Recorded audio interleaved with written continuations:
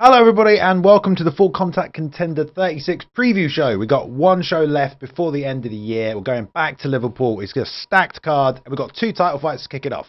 My name is Alex Richins, or Balian if you might know me from that as well. And as always, Jason Hartley's here with me today as well. We'll be calling the action in the cage or cage side in December at the end of the year. Jason, what a stacked card to see us out at the end of the year. How excited are you, man? FCC 36. Yeah, so we've been calling these fights together for about a year or so now, and this might be my favorite one. I think this is the most stacked card we've had, and what a way to end the year, 2023. Let's do it. Hell yeah, definitely, man. Yeah, I mean, stacked top to bottom. Everyone who's tried to get a fight in before the end of the year, they're going to get their chance to do it. But yeah, so main event, we have our bantamweight and featherweight champion looking to defend his title. Rafael Ukebu will be showing up, looking to put on a good performance, but unfortunately at the moment his scheduled opponent Louis Lee Scott had to pull out of the fight, so no opponent for Rafael as of right now, but is still expected the champ will return to defend that title.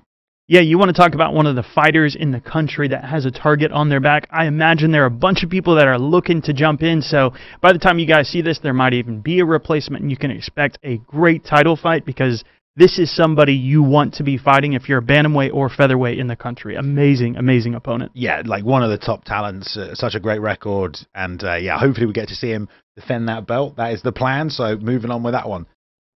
Yeah, onto the middleweight title. So we've got Darth Hader Khan going up against Federico Contender. So this should be a really fun fight. Nice contrast in styles here, wouldn't you say? Yeah, definitely. I mean, we've seen Hader Khan in a lot of tough fights at this point in his career. He's done so well, 6-1, great record, some great opponents, and some really good wins on there.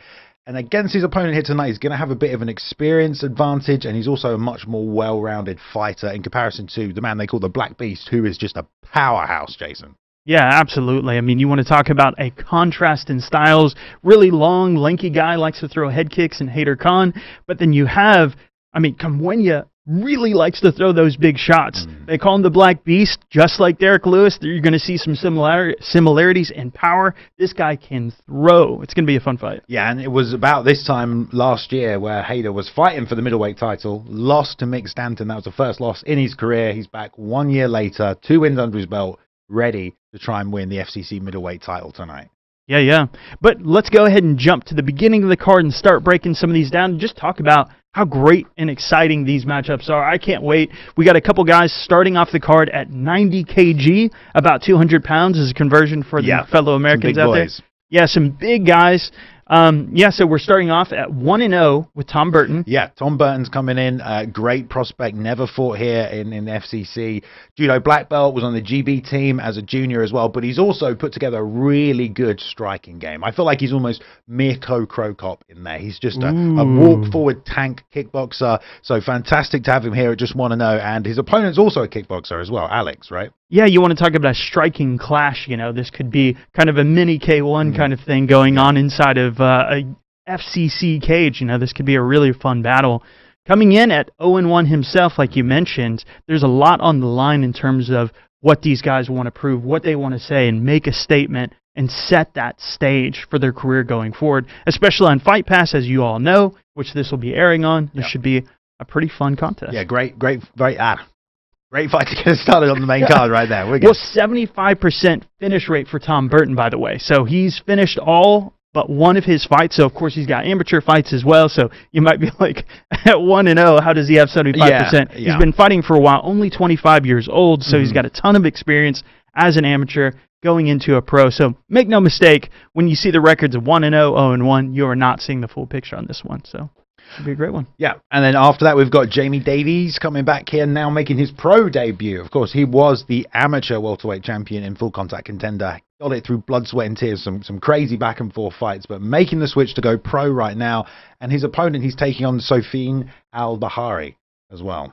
Yeah, absolutely. Sofiane Al-Bahari. Yeah. We tried. Oh, it was... Yeah, there's some tougher names, This is part of MMA. It's like they almost try to trip you up, right? Yeah.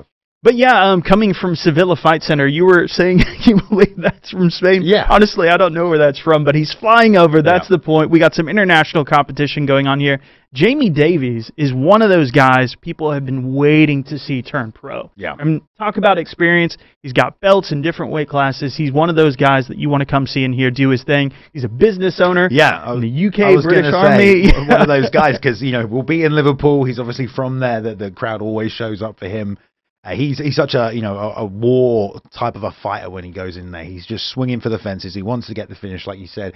From the British Army, left that, went into MMA, was a boxer around that time as well. So got a really good base for martial arts. And yeah, he's up against a super aggressive kickboxer who was just going to walk forward and try and land spinning kicks. You can never really tell what Al-Bahri's doing. So it should be a great fight and a good fight for the fans as well. Maybe the people's main event, that one. So yeah, it definitely could be. And Jamie, I mean, we've seen him prove himself time and again.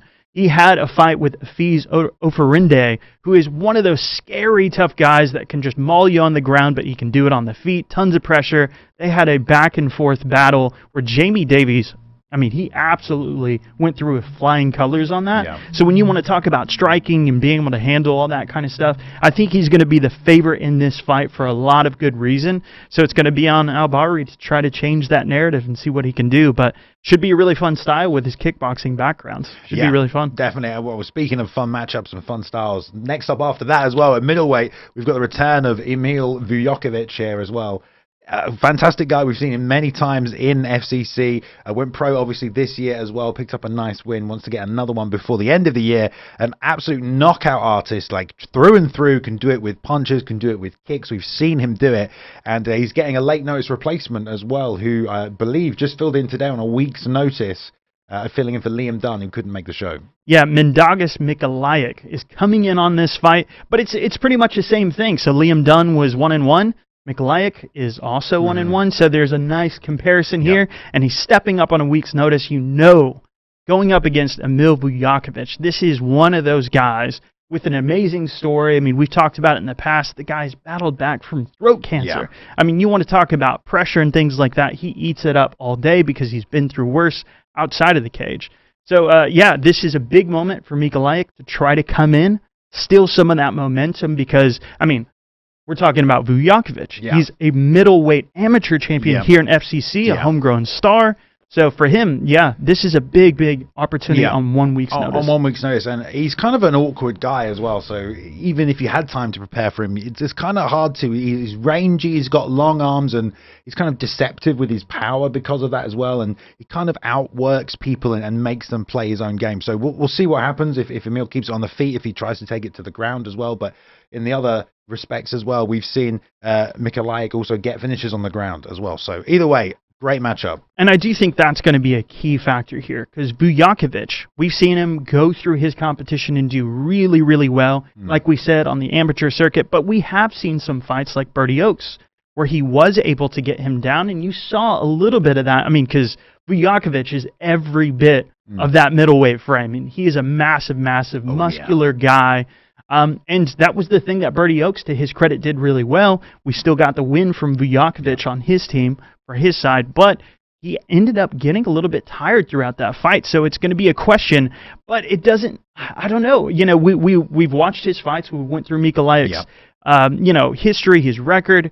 He doesn't always tend to go for that ground game. He kind of finds that opportunity. It's going to be a tough time for him to get him down.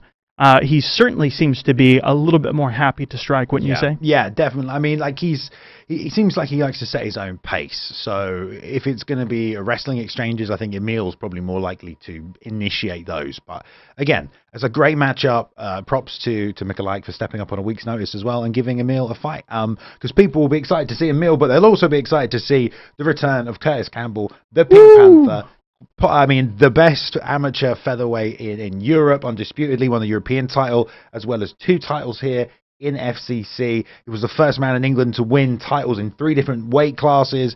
Absolute phenom, and someone who has a massive road in front of them where could go all the way to the UFC and beyond, really. It's kind of the expectation that people are putting on Curtis Campbell, but at this point, going into his 3rd professional fight, he's not taking an easy opponent, Jason. This is a really tough opponent he's got in Sean Perro.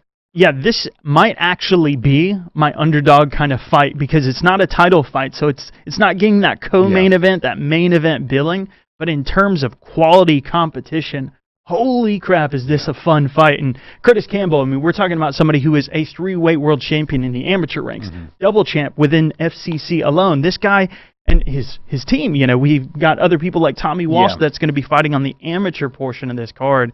You want to talk about somebody with hype behind them, but he wants to be tested. That is the key thing. Because when you look at Sean Perrow's record, the kind of guys that he's fought and the way he finishes people. So we were talking about Ukebu is on this card. Well, Sean Perrow's also fought one of his previous opponents, the guy that Ukebu fought for the title at bantamweight, Milano, Andres Milano. He fought him, and for Ukebu, he kind of struggled to get that finish, right? Really tough guy, really hard to And it's not so much struggle, it's just that's who he is. He's a really tough guy. Milano is just, he can take so many punches, and he just keeps coming forward the whole time, relentless pressure, always trying to go for the takedown, trying to go for a big power shot. And we saw Ukebu put on a masterclass. Sean Perrow, I don't know if he watched that fight because this was after that, right? Sean Perrow goes for a liver kick on him and finishes Milano. So, I mean, this is the kind of opposition that we're seeing. I'm so excited for this fight. Curtis Campbell is really, really trying to get in there at just 2-0 and say, you know what? I'm going to go after a guy who's had a lot of experience. If you want to make a name for yourself and draw attention to you, you know, these are the kind of guys you have to go after, and these are the guys that the other people around the world are watching, the other matchmakers, and just everybody, really, because they're the best. And he's training out at Extreme Couture. You know, he's got Eric Nixick, he's got Dewey Cooper over there, some fantastic world-class coaches who have taken this guy on board. So the investment in him is also on a high level, just the same as it is with Curtis back home at the KC Fight Team. So fantastic fight. Excellent to have Curtis Campbell on Fight Pass and back in Full Contact Contender. And a good thing to add here, so shout out to our Instagram team. Shanu did an interview with Curtis Campbell leading up to this fight. So what he said, so you want to talk about aspirations, taking tough fights. He says after this fight, what he wants is a title fight. So we're already talking, he could be in that position. I mean, if he gets another finish here, with everything he's had, usually with 3-0, you're not necessarily going to see a title fight. But that is the kind of hype that is behind this guy because of what he's done already. He's proved it over and over, so this is a huge opportunity. Massive, massive stakes. I mean, this is, like I said, my personal favorite fight on the card. You're very excited about this one, Jason. Going to be a cracking fight as well. And then also after that, the fight that we can talk about, the middleweight title fight here as well. Haider Khan is back at Full Contact Contender, and he's taking on Federico Comuena. Kind of an unknown, especially in the UK, but a guy that's extremely dangerous, throws caution to the wind. I mean, some of his wins, they've almost been a bit too easy for him. He's just melted through people, kind of almost like a Paulo Costa style. But he's here, he's taking on Haider, it's for the title. How much pressure do you think is on Haider Khan, considering 1 year ago he was here and he lost, and now, you know, it's exactly the same. It's a flashback. Yeah, I think, you know, when he fought Mick Stanton, you know, who went on to be a Cage Warriors champion as well, super, super accredited. That tells you the kind of competition Khan has faced in the past, and we also saw him in APFC. This guy has fought great competition and looked amazing throughout it. But I think in the Mick Stanton fight in particular, it looked like maybe he was caught a little off guard, that Mick Stanton was not afraid to go to the ground with him. And that started to open up some of the striking, which is eventually what led to his downfall in that fight. So I do think if Federico has some ground game, I would be surprised to see that. So when I think of the style matchup here, I would think that you need a really well-rounded game against somebody like Haider. But the thing that Comuena has is that one-punch power. You know, he's gone up against, you know, he spent a lot of his time in Eastern Europe, gone up against guys, and you'll just see him land one shot. It'll be a back-and-forth battle. He'll land one shot, and before you know it, the fight's over.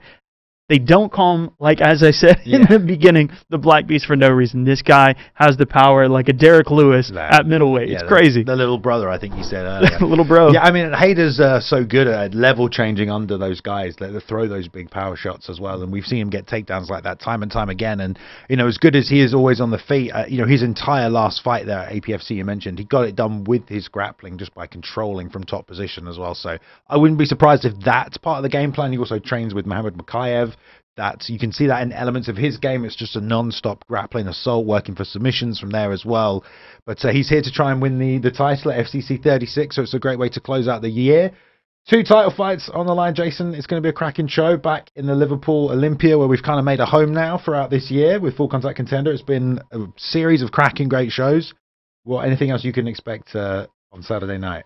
Well, yeah, just to close out that one, I mean, we're talking a 6'4" guy. Yeah. I don't know how tall Camuena is, but that's going to be the difficulty, is just trying to get on the inside of that range and, trying to do something with it. And then the ground game is a sinker. But, yeah, hopefully for Ukebu, I guess would be the kind of last thought. Yeah, hopefully for Ukebu we find a decent opponent because, like we said, bantamweight and featherweight reigning double champion here at FCC. This guy is the person that you want to be fighting in either of those weight classes. So whoever we end up getting booked for this one, they're definitely going to be somebody who's ready for that challenge and wants to get that momentum on their side. Because if you can beat a double champion, and you know how this is, we're on Fight Pass, you know what the implications are in terms of your career, your future, going to the UFC, whatever it is. Man, if you can get a win against Ukebu. So definitely don't look anywhere else for a great fight than this main event. And then Ukebu, just to talk about his style. So here's the thing, a hypothetical opponent, right? What are they going to be looking for? They're going to be looking for a jab as they're coming in. That's always constantly going against that pressure. Great counter striker. Knees. Amazing knees. Yeah, he's kind of like a fighter that almost attains that pure flow state and is able to react to whatever's happening in the fight. Or, he usually has control of every fight he's in as well. And honestly, the matchup against Louis Lee Scott, what a fight that would have been to see who's the best, at that weight class in the country, really, at this point. Especially with Louis Lee coming off a big win recently. So it's a shame it's not happening, but like you said, Ukebu is the champ. Ukebu is the man with 2 titles. He's 8-1, and he is going to continue to move forward no matter what. Regardless of the opponent, he's going to show up and be in form there as well. So look forward to that one. And hopefully we do get an opponent for Ukebu. Yeah, no matter where that fight goes, I mean, he's got 2 submissions on his last 2 fights for both title fights, Linares, Milano, as we talked about.